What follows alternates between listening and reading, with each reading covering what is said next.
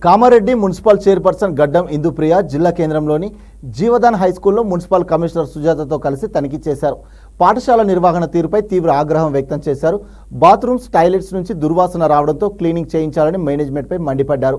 విద్యార్థులను కూడా సరైన సౌకర్యాలు లేకపోవడంతో అసంతృప్తి వ్యక్తం చేశారు. పాఠశాల యాజమాన్యం రికార్డ్స్, రిజిస్టర్ చూపించేందుకు నిరాకరిస్తూ నిర్లక్ష్యపు సమాధానాలు చెప్పింది. దీంతో ఆమె ఉన్నతాధికారులకు ఫోన్లో ఫిర్యాదు చేశారు. విద్యార్థుల తల్లిదండ్రులు కూడా పాఠశాల వసతులపై ఎప్పటికప్పుడు సమాచారం తెలుసుకోవాలని సూచించారు.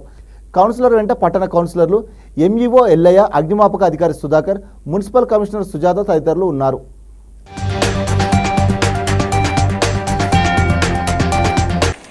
ఈరోజు కామారెడ్డి జీవదాన్ స్కూల్కి రావడం జరిగింది.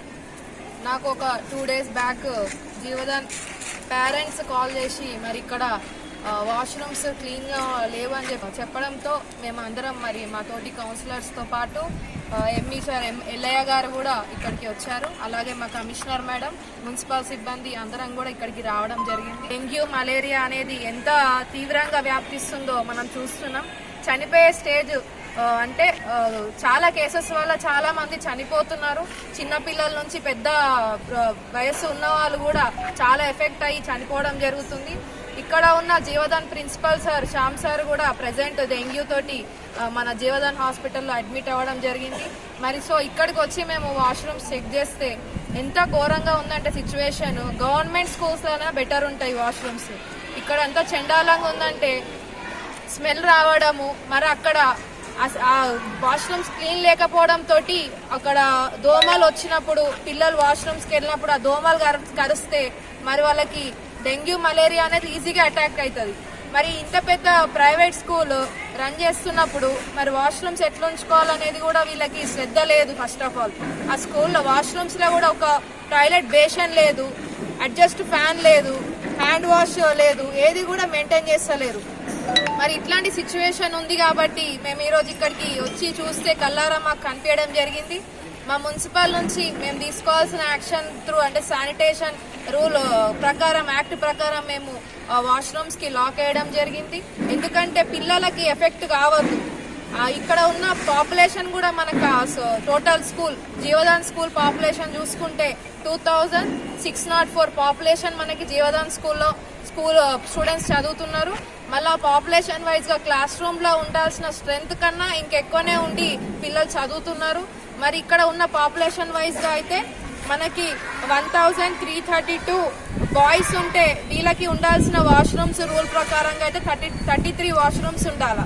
కానీ ఇక్కడైతే 8 వాష్రూమ్సే ఉన్నాయి ప్రెసెంట్. గర్ల్స్కి వచ్చేసి 1272 గర్ల్స్ పాపులేషన్ ఉంటే 64 మనకి వాష్రూమ్స్ ఉండాలి.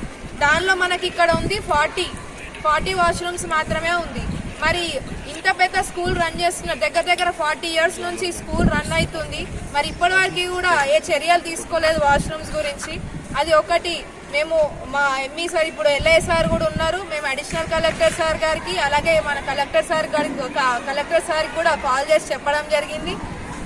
ఇదే కాకుండా మేజర్గా చూసుకుంటే దగ్గర పాపులేషన్ మనకి 3000 వరకు పాపులేషన్ ఉంది. పిల్లలు ఇక్కడ ఉన్నారు. ఇక్కడ చూసుకుంటే ఫైర్ సర్టిఫికేట్ లేదంట స్కూల్లో. అంటే పిల్లలకి ఏదైనా యాక్సిడెంటల్గా ఏదైనా ఫైర్ యాక్సిడెంట్ అయితే ఎక్కడికి వెళ్తారు? వీళ్ళని అడిగితే ఇప్పటివరకు మాకు ఫైర్ సర్టిఫికేట్ ఇప్పటివరకు మేము తీసుకోలేదు అని చెప్తున్నారు. అక్కడ చూసుకుంటే సిలిండర్స్ పైన అన్నీ కూడా ఎక్స్పైరీ అయిపోయినాయి ఉన్నాయి సిలిండర్స్ పైన. మరి ఇంత శ్రద్ధ లేకుండా వీళ్ళు ఉంటున్నారు. ప్రిన్సిపల్ సార్, వైస్ ప్రిన్సిపల్ సార్ని అడిగితే ఏం చెప్తున్నారు? మాకు బడ్జెట్ లేదు, మాకు డబ్బులు లేవు అని మాట్లాడుతున్నారు. మరి పేరెంట్స్ అందరు కష్టపడి మరి పిల్లల్ని చదివిస్తున్నారు. మీరు వాళ్ళు కట్టే ఫీజులన్నీ ఎక్కడికి వెళ్తున్నాయి? మీ పేరెంట్స్ అందరూ కూడా ఒకసారి చూసుకోండి. మీ పిల్లల్ని ఇక్కడ పంపిస్తున్నప్పుడు ఇవన్నీ కూడా మీరు అబ్జర్వ్ చేయండి. కొందరు పేరెంట్స్ మాకు కంప్లైంట్ చేయడంతో మేము ఇక్కడికి రావడం జరిగింది. మరి దీన్ని మేము కలెక్టర్ సార్ దృష్టికి కూడా తీసుకెళ్ళాము. ఇప్పుడు ఫైర్ డిపార్ట్మెంట్ వాళ్ళు కూడా రావడం జరుగుతుంది. వాళ్ళు కూడా చెక్ చేస్తారు.